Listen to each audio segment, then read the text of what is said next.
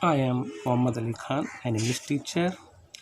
Last video में मैंने आपको समझाया था टेंस के बारे में। मैंने सबसे पहले आपको वर्ब समझाई थी, ये सारी वर्ब बताई थी। थोड़ा सा देखते हैं कि वर्ब जो है दो तरह की, फाइनिट और नॉन फाइनिट होती है। और फाइनिट वर्ब में प्रेजेंट और पास्ट टेंस होता है। इसमें दो फॉर्म होते हैं, सिंगुलर प्लूरल। इधर नॉन फाइनिट बताया था मैंने, प्रेजेंट पार्टिसिपल, पास्ट पार्टिसिपल और परफेक्ट पार्टिसिपल इन्फिनेटिव। इसके आगे हमने नाउन को बताया था, एस जोड़कर नाउन बनाते हैं और एस जोड़कर वर्ब को सिंगुलर फॉर्म में बदलते हैं। इसके बाद आगे हम बता रहे हैं, यहाँ तक अपना हो गया था, ये हो गया था आपका टेंस के बारे में कि जो प्रेजेंट टेंस है उसमें बैलेंस करते हैं। अगर सिंगुलर सब्जेक्ट है तो वर्ब सिंगुलर आती है और सिंगुलर वर्ब में अपन एस लगाते हैं। जैसे कि ये बॉय सिंगुलर है, राइट है, ये प्लूरल है, क्योंकि इसमें एस नहीं लगी इसलिए बैलेंस बराबर नहीं है। इसलिए बॉय में हम जब एस लगा देते हैं प्लूरल हो जाता है और राइट प्लूरल वर्ब पे बैलेंस बराबर हो जाता है। इसी प्रकार से बॉय सिंगुलर है तो हमने राइट में एस लगा दिया, ये भी सिंगुलर हो गया। अब इसके आगे चलते हैं, अपन टेंस की बात करते हैं। टेंस, जैसा कि हम जानते हैं कि टेंस 3 प्रकार के होते हैं और सभी को ये बताया जाता है कि टेंस 3 प्रकार के होते हैं। और नंबर 1 जो है वो प्रेजेंट टेंस है और नंबर 2 जो है वो पास्ट टेंस है और नंबर 3 फ्यूचर टेंस है। ये फ्यूचर टेंस हमने बीच में इसलिए लिखा है क्योंकि प्रेजेंट और पास्ट दो टेंस होते हैं, तो फ्यूचर बनाने के लिए हम प्रेजेंट फॉर्म को ही यूज करते हैं। जैसा कि पिछले वीडियो में हमने बताया, जो मेन वर्ब का फर्स्ट फॉर्म होता है वो प्रेजेंट टेंस होता है और मेन वर्ब का सेकंड फॉर्म होता है वो पास्ट टेंस होता है। लेकिन अगर मेन वर्ब के फर्स्ट फॉर्म में हम विल या शैल कोई भी मॉडल फॉर्म वर्ब लगा देते हैं तो फ्यूचर हो जाता है, ऑटोमेटिक अपने आप फ्यूचर हो जाता है। ठीक है। अच्छा, अब अपन बात करते हैं टेंस से पहले हम बात करेंगे सब्जेक्ट की। सब्जेक्ट जो होता है टेंस में, जिसे अपन कर्ता कहते हैं, ये सब्जेक्ट है। इसमें 2 नंबर होते हैं, यानी कि 2 वचन होते हैं। एक सिंगुलर होता है और एक होता है प्लूरल।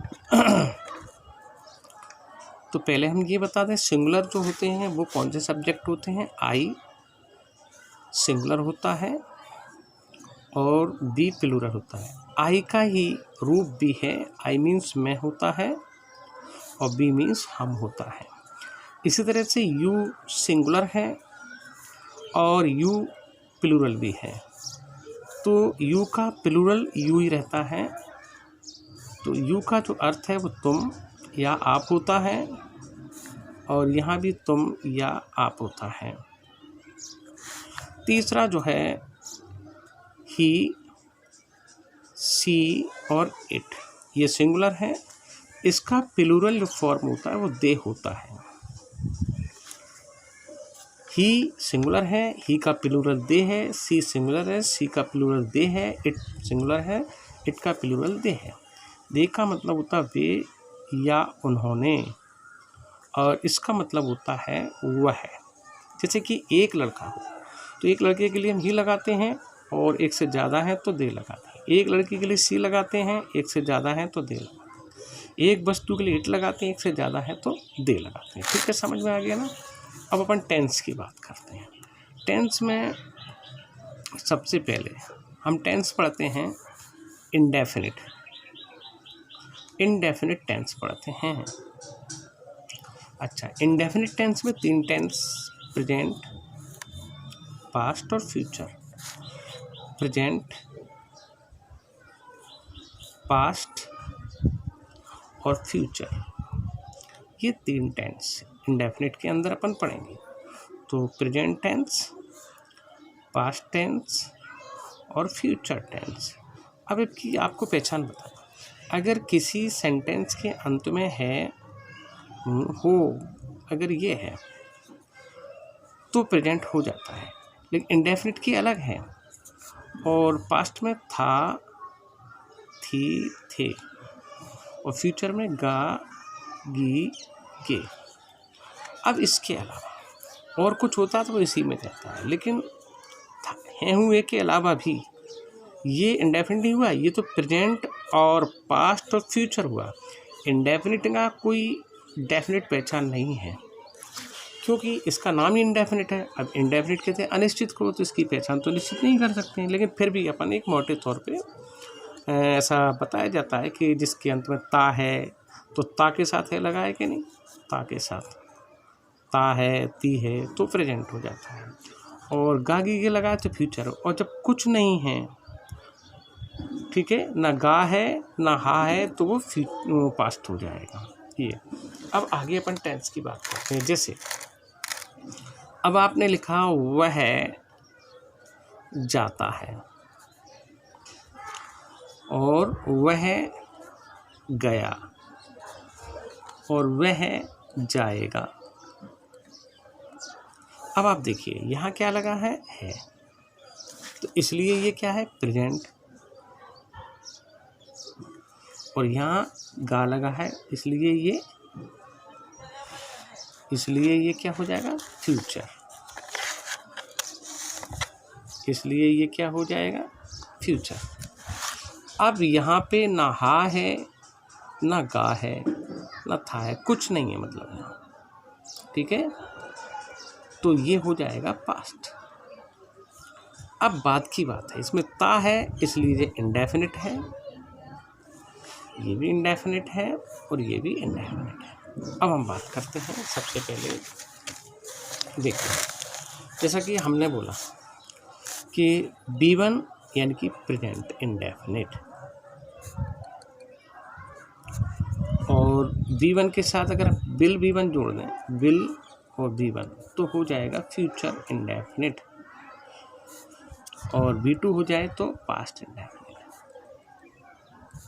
अभी हम इसकी बात करते हैं, इसकी और इसकी। अभी हम प्लूरल नंबर लेंगे, यानी कि बहुवचन लेंगे। आपने लिखा दे रीड ए बुक, ये प्रेजेंट डेफिनेट है। दूसरा यू प्ले क्रिकेट, ये भी प्रेजेंट डेफिनेट है। तीसरा बी फ्लाई द काइट, ये भी प्रेजेंट इंडेफिनिट है, ठीक है। अब ये सारे जो हैं प्लूरल है, यानी कि बहुवचन है। पहले बहुवचन का बताते हैं, अब इसमें अलग अपन बाद में करेंगे। तो इसका मतलब है बे किताब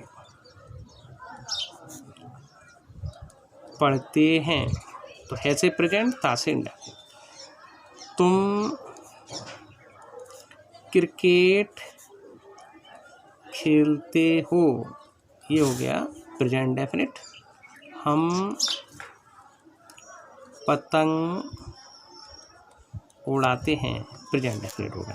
ये सारे प्रेजेंट हैं। अब देखना फ्यूचर कैसे बनते हैं। इसमें हम जो वर्ब हैं इनमें विल लगा दें, केवल क्या करें, विल, और बाकी वही रहने। जैसे दे विल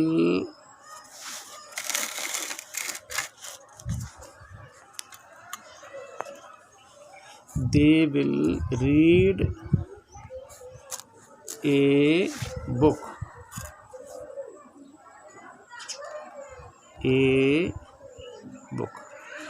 अब हमने इसको लिखा they will read a book, ठीक है।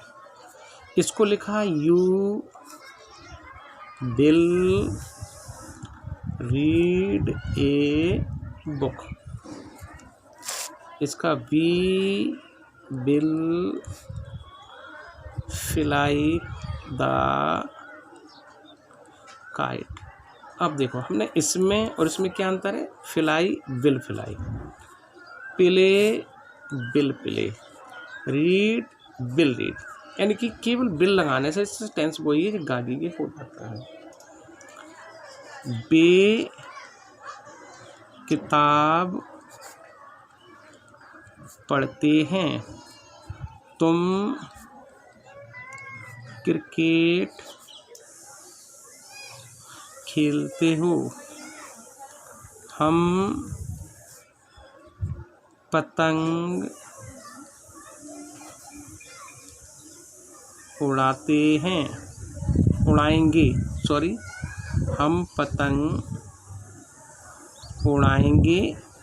इसमें बिल लगने से गा हो गया। तुम क्रिकेट खेलोगे, तुम क्रिकेट खेलोगे, और ये हो जाएगा वे किताब पढ़ेंगे। सॉरी, थोड़ा सा कंफ्यूज हो गया था, सॉरी फॉर दैट। अब ये हमने ये देखा है, मैं कुल मिला के ये देखना है कि रीड था तो पढ़ते हैं, और बिल रीड हो गया तो पढ़ेंगे। प्ले था तो खेलते हैं, बिल प्ले, बिल प्ले है तो खेलेंगे। ये सॉरी, इतना ही।